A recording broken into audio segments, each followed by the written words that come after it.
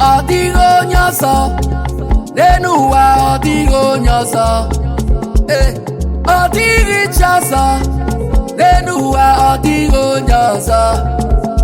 Nani Jesus niru, Nani Jesus nazu, Nani age buru pam nide odigo nyoso. Odigo nyoso, Nenuwa odigo nyoso. Odigo nyoso, Odigo nyoso, Nenuwa odigo nyoso. Nani ginam, Nani Jesus niru, Onyamame, Nani Jesus nazu, Ewo, Nani age buru pam nide odigo nyoso. Jidekwe maki jidere mu, Jidekwe maki jidere mu na. Oh, anyị ga-aja ya mma o. Ebi ebi run ebi ebi.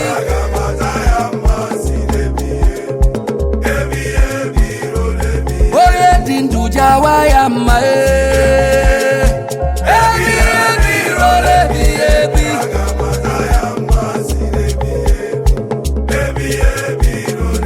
N'ụtụtụ echi meke na-ebịa n'iru onye nwanyị n'anyasị lei ka m kwere ya na nkwa eze m onye nwe m eternal life, eternal life. I want to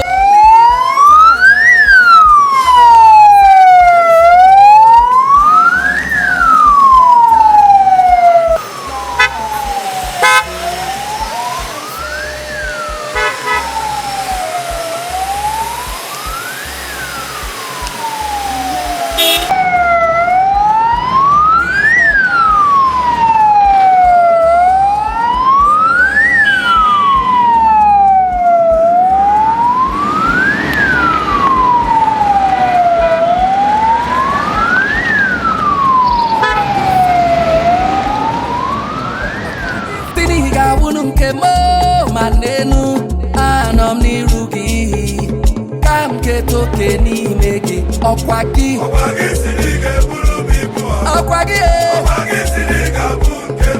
onye ọma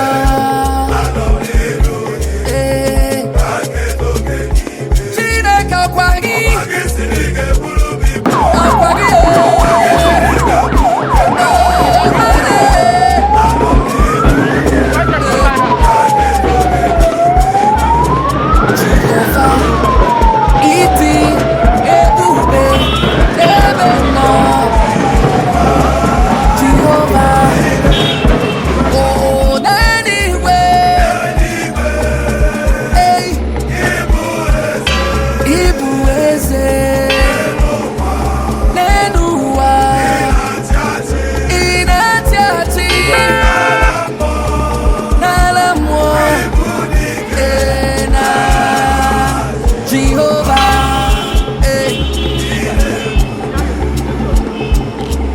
glory, Father, take glory, Son, take glory, Holy Ghost.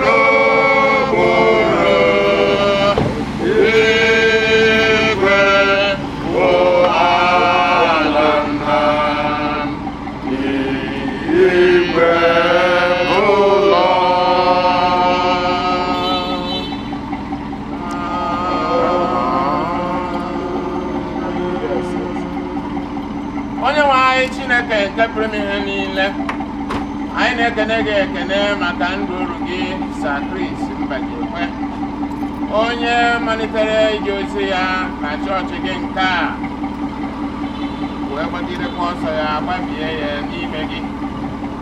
Anyị na-ekene gị maka ije ozi na ọrụ dị iche iche nke iji wee lụọ na chọọchị gị na Anglican Community na Anglican Churches n'ebe dị iche iche. Onye nwe anyị, ebe ọ masịgoro gị ịkpọpụ ya n'etiti ndị gị, anyị na-arara ya na-enyefe n'aka gị bụ Chukwu pụrụ ime ihe niile, na-ayọ onye nwe anyị ka nara mkpụrụ obi enyi ya zuru ike udo wee na-ararazi mmemme niile a ga-eme iji wee kwanyere ogwe ikpeazụ na-enyefe n'aka gị. Ndị niile ga-esi ebe dị iche iche wee bịa, okporo ụzọ ga-erubere isi, agaghị enwe akụkọ ọjọọ ga-esite na mmemme a wee pụta. Onye nwe anyị, gaa n'iru wetazi nkasi obi nye ezinụlọ na mmadụ niile ndị ọnọdụ amalite, wee ka n'ime ihe niile Chineke aha gị ga-aga n'iru biri ha ga-eto ma runie elu, dị ka ngọzi gị ga-agbadịtara ndị gị akwa anyị rụpụtara anyị ọnwa anyị bụ ndị dị ndụ n'afọ ife na-akwụsị akwụsị. Ọ ga-abụ nwere ebe anyị na-esiri emete nke ọma ka anyị gbanwee, onye ga-akpọrọ anyị dị ka ị kpọrọ ọrụ gị ka anyị bụrụ ndị a ga-adị na-akpọ na redio n'ike gị, were chasịsị ọnọdụ n'ime ihe niile Chineke ka a sọpụrụ ka ebulie gị elu n'afa nke Nna na nke Ọkpara na nke Mmụọ Nsọ. Amen.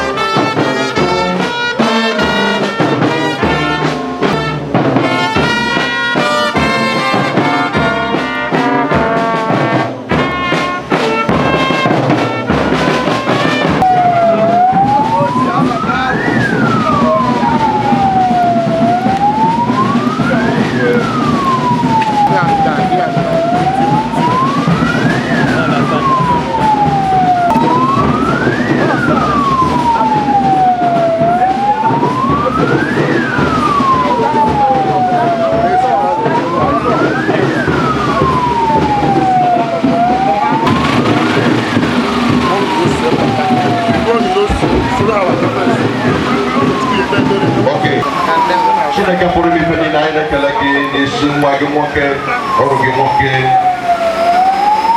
na onye otu anyị bụ Sir Christopher Mbajekwe Ichie Amalukwue-enyi onye gị bụ Chineke mere ka ọ daa n'ụrụ n'oge a ịkpọrọ ya ka o si n'ụwa nke a jupụtara na nsogbu na nyanya na anya ọkụ n'obi ọjọọ wee nata ka o zuru ike na alaeze nke gị dịka ọ na-abata n'ezinụlọ bụ ihe onye nwe anyị na-ayọ kedara mkpụrụ obi ya nye gị zuru ike ebe ị na-enye ndị nke gị zuru ike ma kwee ka mmemme niile a ga-eme ndị wee kwanyere arị ugwu ikpeazụ bụrụ ife ga-aga nke ọma ma n'afọ nke nna na nke ọkpara na nke mmụọ nsọ amen.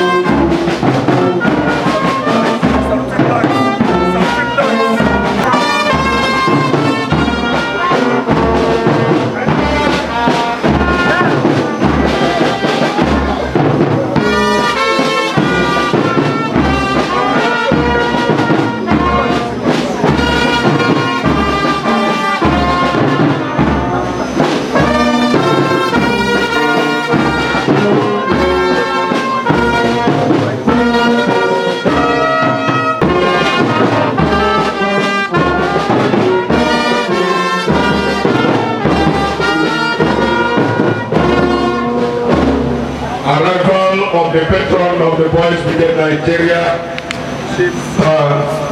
Christopher Mbajekwe,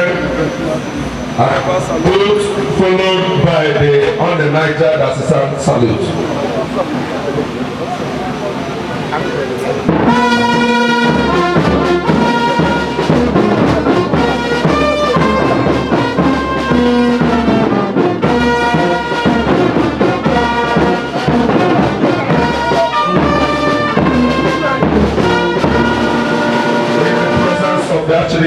You please in the Niger Assistant Salute.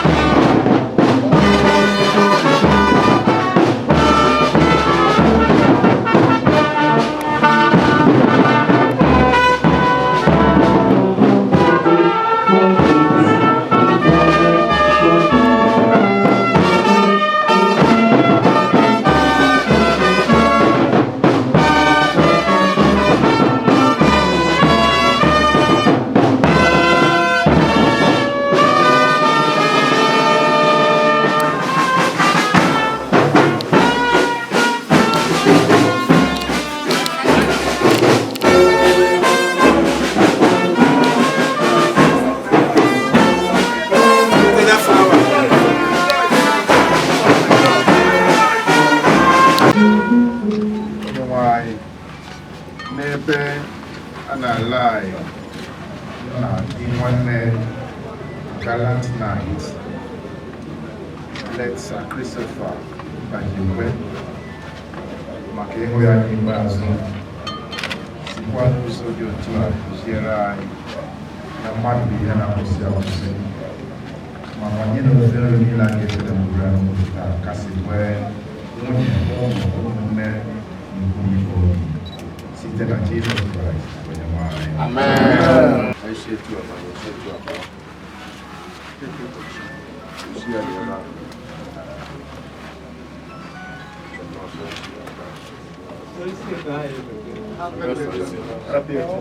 It's okay.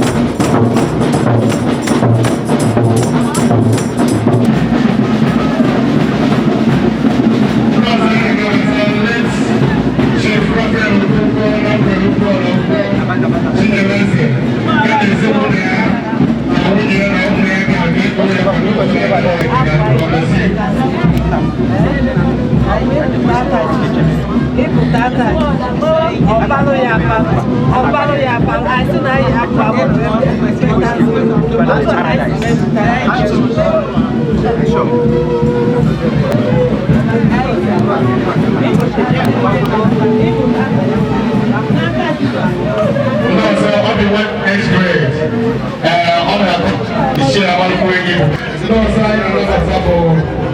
The family of the late Prophet Urua-Amada, Amalukwue-enyi, spirit of Amalukwue-enyi, I want to have all to Jerry, Mbajekwe, I have shown no. Bless you. Okay, Ghana. What do you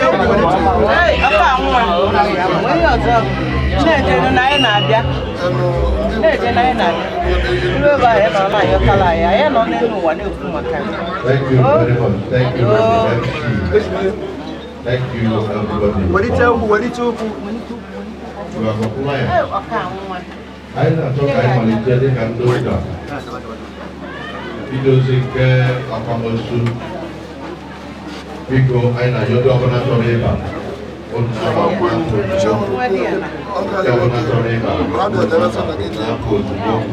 Oche, Governor Waloche, and the Baloche, Governor against Odante.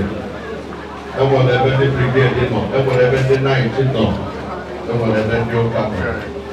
Camaro Odante, Quebec, Titoreva, Jebo, Arumana, Oboniba, Jebo, Weapon Like and then Gabossi, Saucy, Magalobero Gate. I can go in the church. Okay.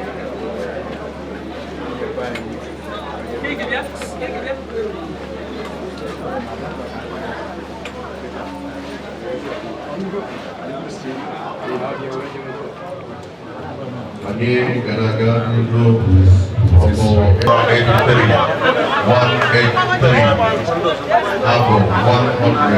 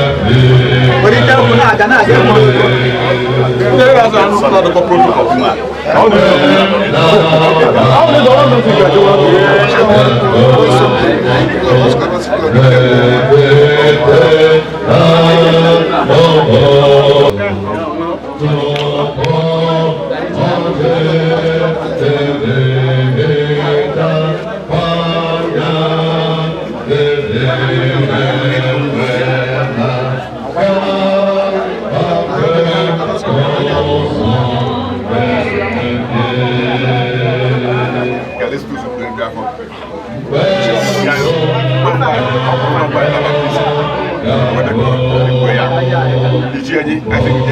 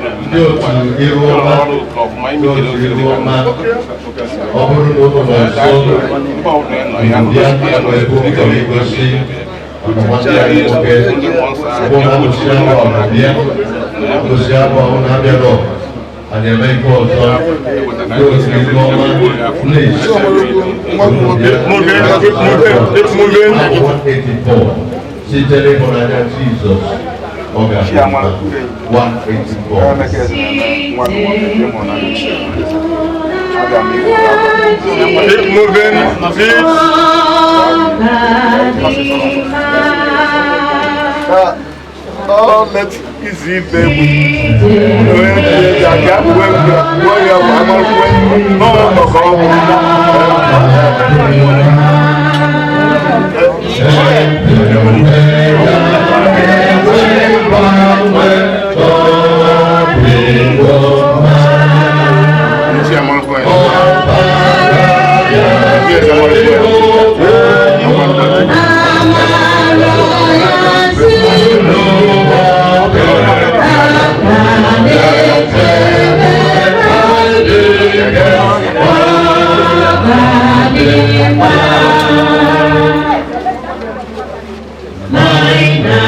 Jesus,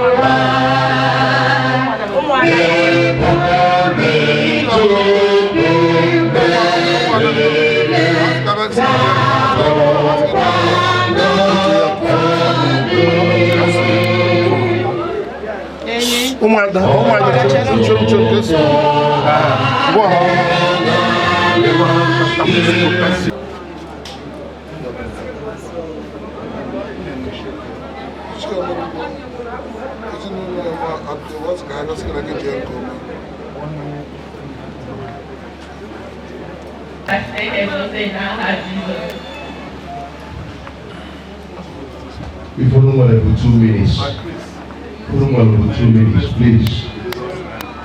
Amen. No. Mommy. Mommy.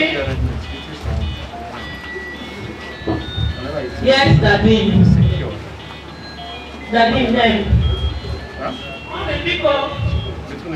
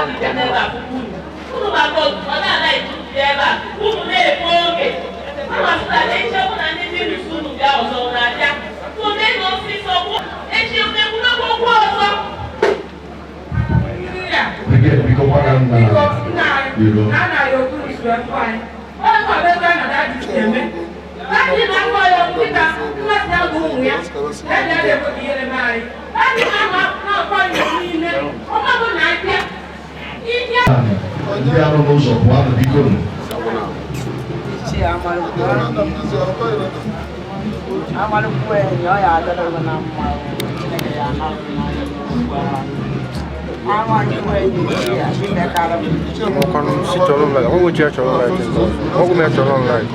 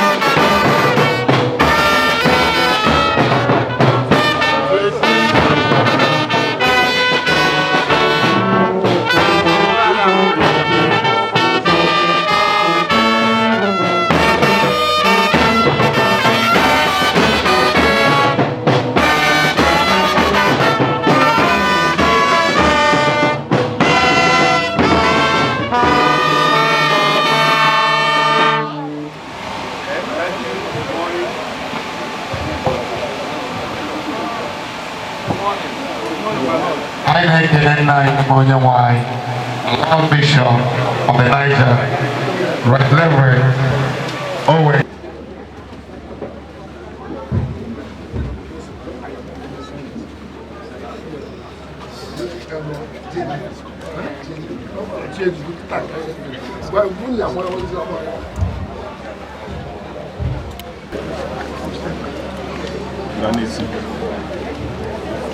Onye nwe anyị nọnyere unu, bulite n'obi unu.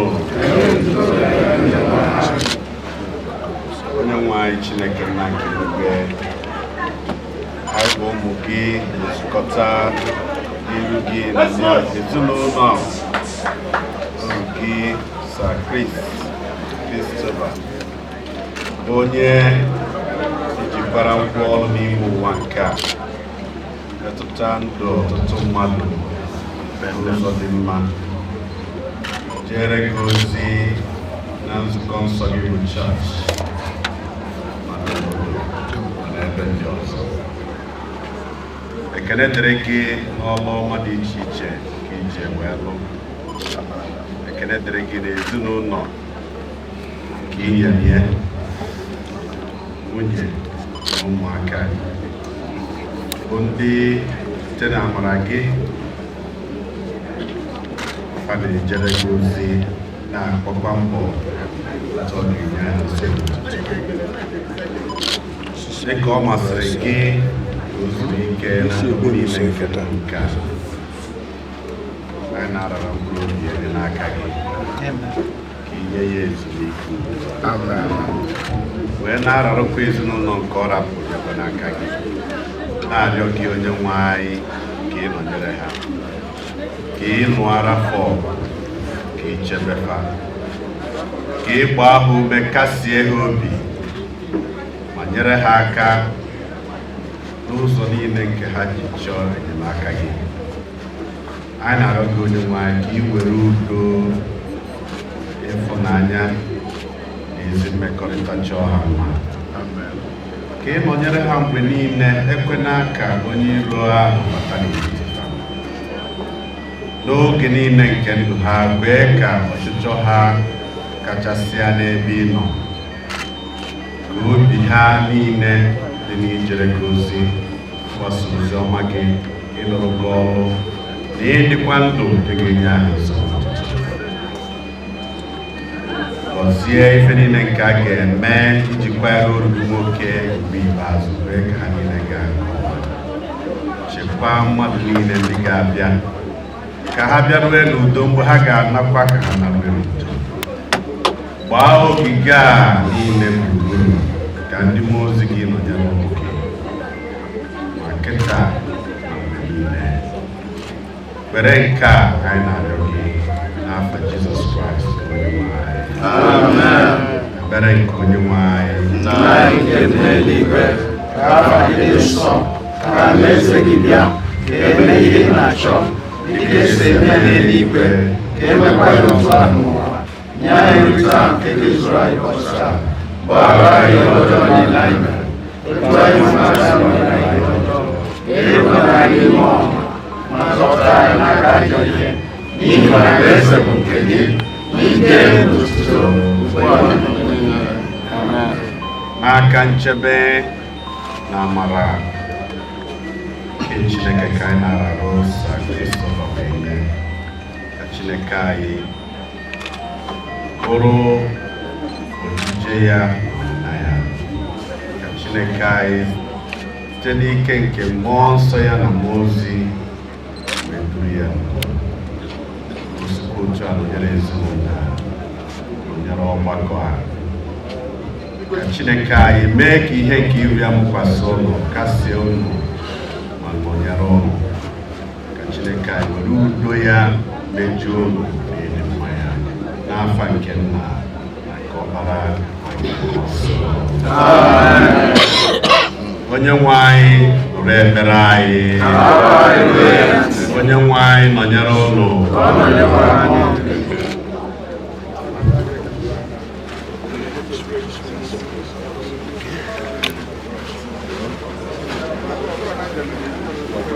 Anyị ekele n'aka anyị dị onye nwe anyị.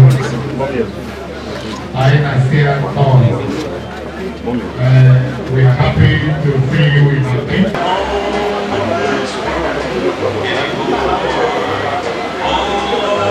All right.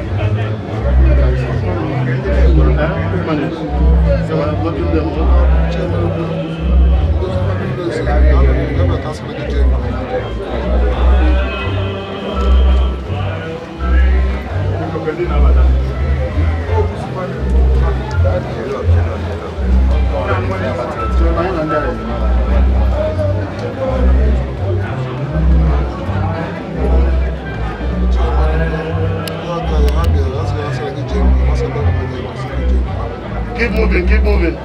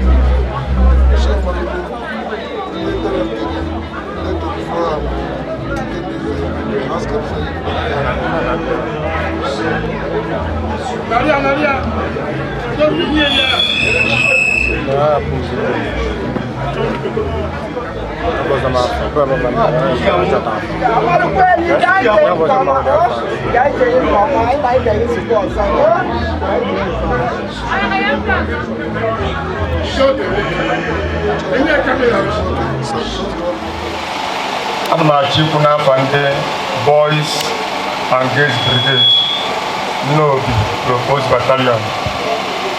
Then na-achọkwa ikwu from my own side. Ọ nna m ukwu ka ọ bụ mụlị ya biri ọfụma mgbe nna anyalị ya moto. Mụlị esela kwa okwu ọ na-enwelu nwa m lapụrụ na 2013 due na mụ na my family anọrọ nwee kpọọ isi adadị biko na otu mụ na my family na-anọrọ achọrọ m ka nnakwulu my family ka mụ na ha nọ for this ili uju time anyị nọ na ya.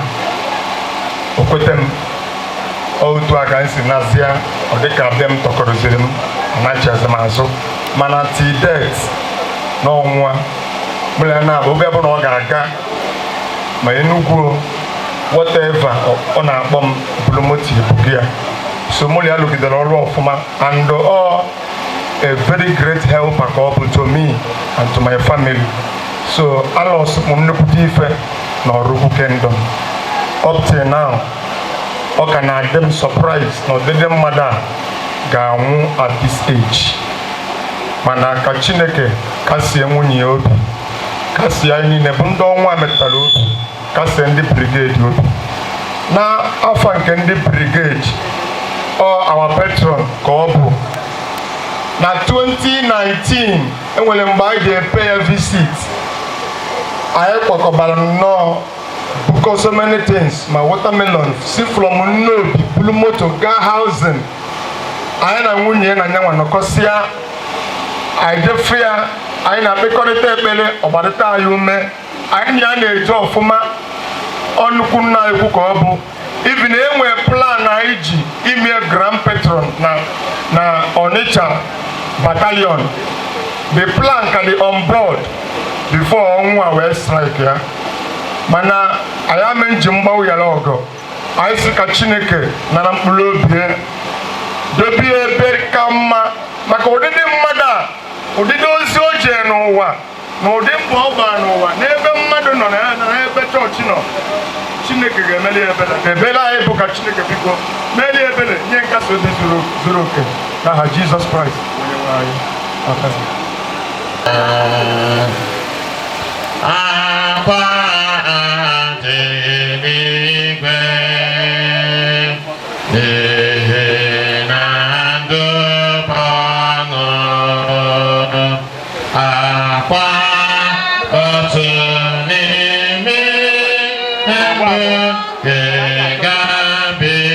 Ga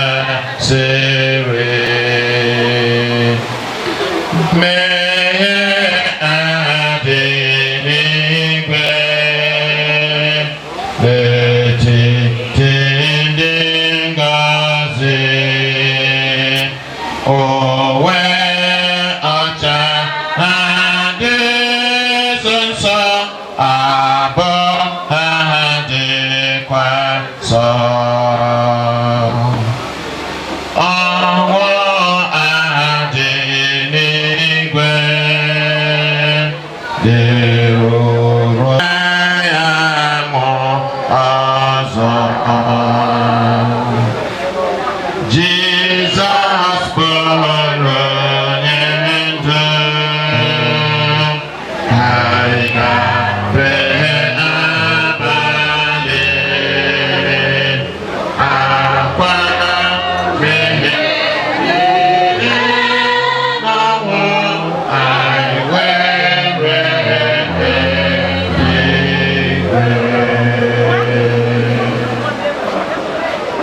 Thank you very much. The night shall lady dance.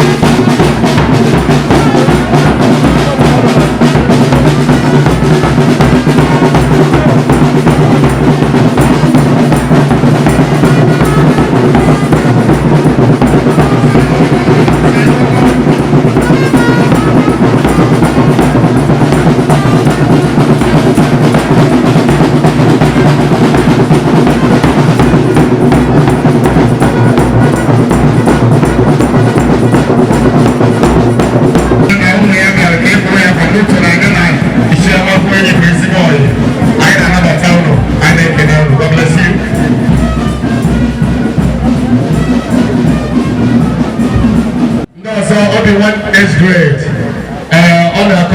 Ichie Amalukwue-enyi bụ Sofa. Ya ka fachi wee bịa ka hapụ ya kwa ka Ichie ọma anyị na-ebie na ụlọ. God bless you. The family of late Reverend Okoye, Namwezago Oraukwu, Kenneth Okoye, Namwezago Oraukwu. Ọ na-akọwa na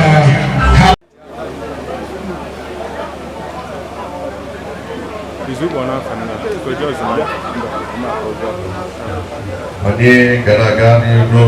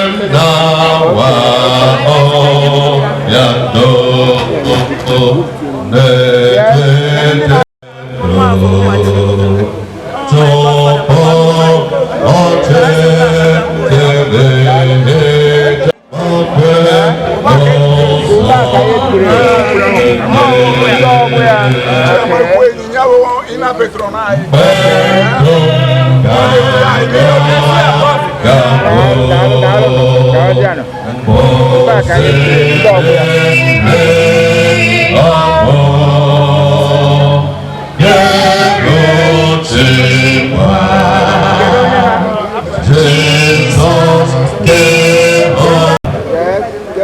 na-atụkwasị ya obi gbapụta n'ọdụ ị ga-abụ onye mmeri Chukwu ga-alụrụ 185.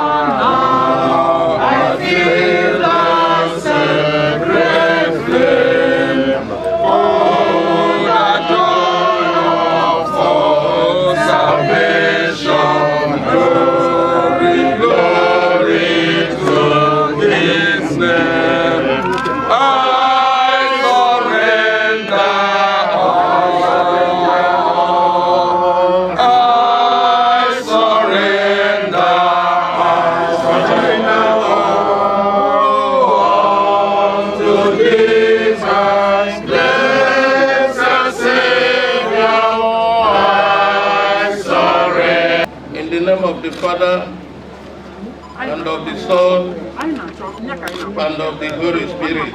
Amen. Praise be to God for the life and witness of this our brother. Praise be to his holy name. He will not let your foot be moved. And he who watches over you will not fall asleep. Precious in the sight of the Lord is the death of his saints. Blessed and sanctified who walks in the Lord.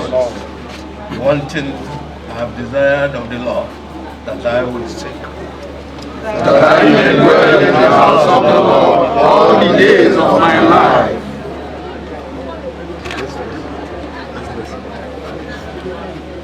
And war broke out in heaven. Michael and his angels fought with the dragon, and the dragon and his angels fought, but they did not prevail, nor was a place found for them in heaven any longer. So the great dragon was cast out, that serpent of old, called the devil and Satan, who deceives the whole world. He was cast to the earth, and his angels were cast out with him.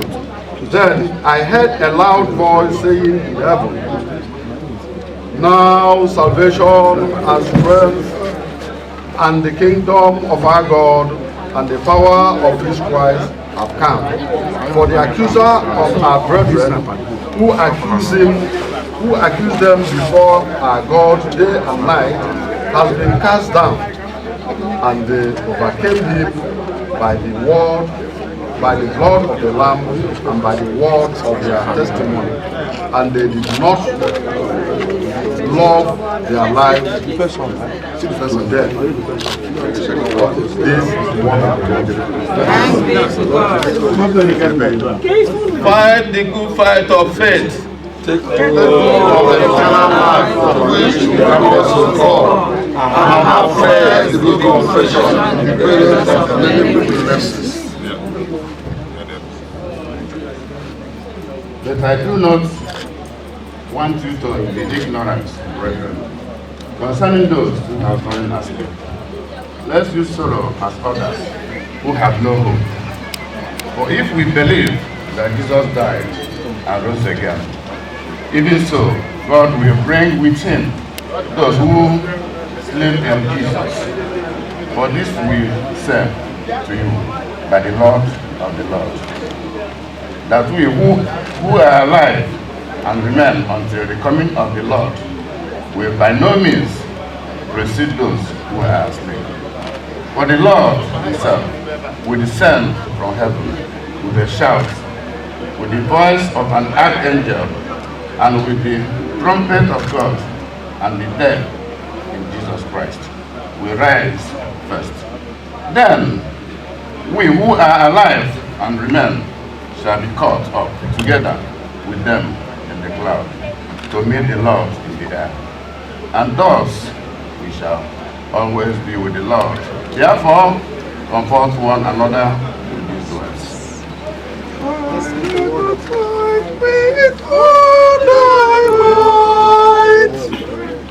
Fight the good fight with all thy might. Christ is thy strength, and Christ thy right. Lay hold on life, and it shall be thy royal crown eternally. And none of fear is found near. He changeth not, and thou art there. Only believe, and thou shalt see that Christ is all in all to thee. Let us pray. Our Heavenly Father, our Lord Jesus Christ, by his death and victory over sin, has opened the gate of heaven for all those who truly believe in him. Grant that according to your promise, you may receive the soul of your servant, Sir Christopher, who has served you faithfully in this world. We pray that by his grace and mercy, God will in time reunite all of us there. We ask in the name of Jesus Christ, our Savior. Amen. O Savior of the world, who by the cross and precious blood hath redeemed us, Save us and help us. We humbly beseech thee, O Lord. O Lord our God, the fountain of all mercy, comfort and strengthen the bereaved family members of this family, Mbajekwe, especially the wife, the children, and the entire family. We pray for all relatives and friends and all well-wishers who are grieving this loss. Fill our hearts with the faith and hope of eternal life and the resurrection into your eternal kingdom. We pray through Jesus Christ our Lord. Amen. Rest eternal grant to him, O Lord. And let your light perpetual shine on him.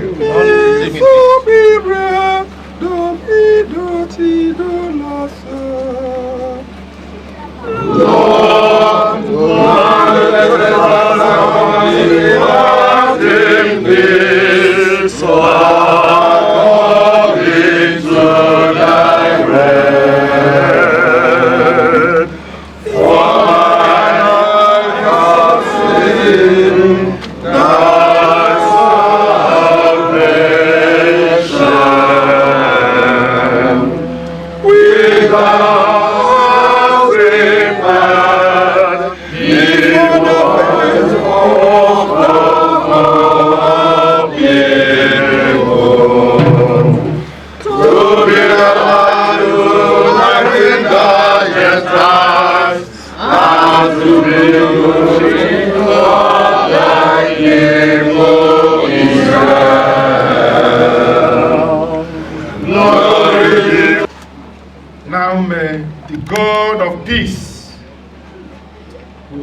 up our Lord Jesus Christ from the dead, that great shepherd of the sheep, through the blood of the everlasting covenant, make you complete in every good work to do his will, working in you what is well pleasing in his sight. In Jesus Christ our Lord, to whom all glory forever and ever. Amen. Ekpele anyị kpere kịta anyị fụrụ anyị na-agụ ebe a bụ ekpele anyị na-ekpele onye otu anyị n'ọnwụọ. O nwere egwu ndị ụmụ ọkpụ na-agụ ka m ji zoo maikrofon. Ọ sị metụ n'ọnwa nne m alụ, metụ n'ọnwa nne m alụ, metụ n'ọnwa nne m alụ, metụkwa n'ọya na mbọsị ọ ji agbanye n'ịma na ndị ọzọ ji abịa gwụọ mgbe o jiri sọba ma ọsọkwa ga-ebịa mgbaruo. Ịbụrụ na ya fada anwụgo, ndị afọ bụ ndị ya emetụ ya arụ anọdụ, mana ọ dị n'obodo ọzọ ada afọ ya. Anyị ma na ịbịa n'Ọraukwu nọ na-anwa nke na local community, mana ndị obodo ọzọ ya na so ife anyị ji ekwu ya bụ na ebe a na-adụ nwata ọdụ ka okenye na-ama ya. Nke ọzọ bụ na onwe mistake eme. We know your father. Your father is a rich man. He has a lot of land in Urua-Amada. And those land, if you take me, I will go and point it one by one in a strategic point.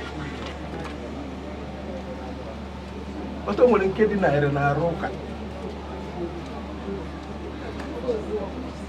You don't continue on Urua-Amada, you're lying. Drop us. Then I tell Urua-Amada, you're lying, or drop us. Then no, we have to take you, you're lying, or drop us. The crisis itself, you're poor, you're lying, or drop us. The people in the body sick, they can put you back and not wear block. I don't know now. And the guy who's the Alonso Kenya, we are stopped. Still, I am happy you are here. If I name and finish here, I will also do it. Get them a chance. Get in there like over. Mana, do to Naibo Chineke. God, leave you to me to hand over the sword to you, so that you can carry on the good things your father did. Waiting here, Nandi game. I'm happy and when the nice now and Stevenson is here. Because somebody's talking. So if I know Sumagarian Jokoruma, the thing I do go on your hand now. The decision is in your hand. I got the church. Come again, made the church of God, or the house of God, where you will come to worship, you will receive the blessing of God and you will be happy. Another thing, Bona, no one knows that can not. Only now, you are home now, no one, not Chineke. And you look a born, alone at the whole family, a chicoto, on. A faithful Christian and Anglican communion. Kogabo, it was see or not.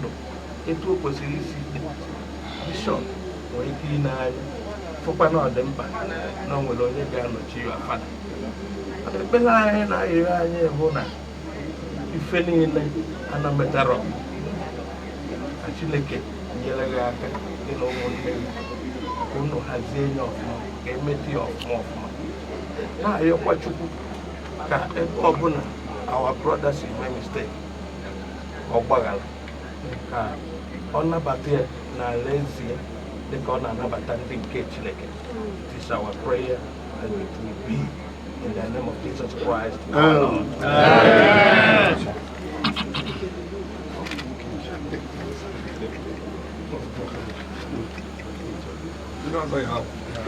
No, protocol.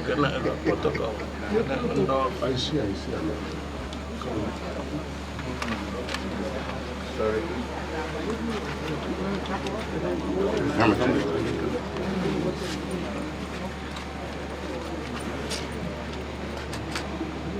Praise the Lord.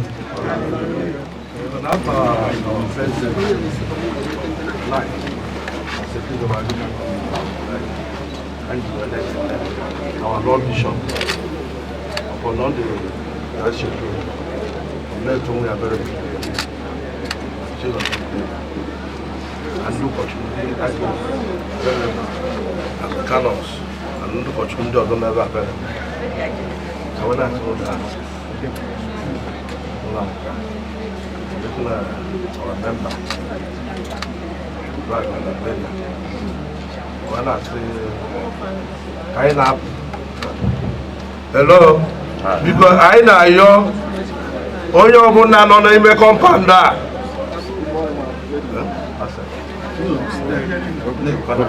Because on night in Muruno, I don't know no car, I don't know on a compound. If we are Monaco, tell I just know about that. If I need to use the way for young women, because I will tell the night is a man, like a barrier. I am like I just don't look at mother behind. When you're on a general look at Pico. Oh, that I say you because I you. God bless you. To the stars.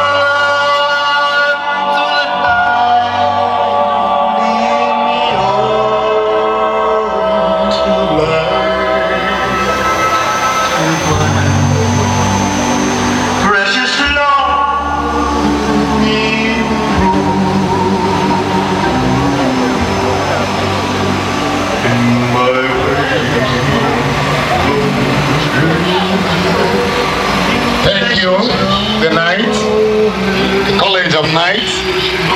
Thank you. Let's give personally my picture as well too. Excellency.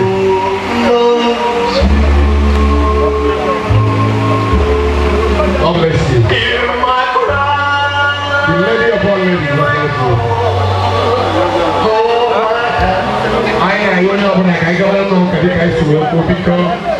We're going to the church.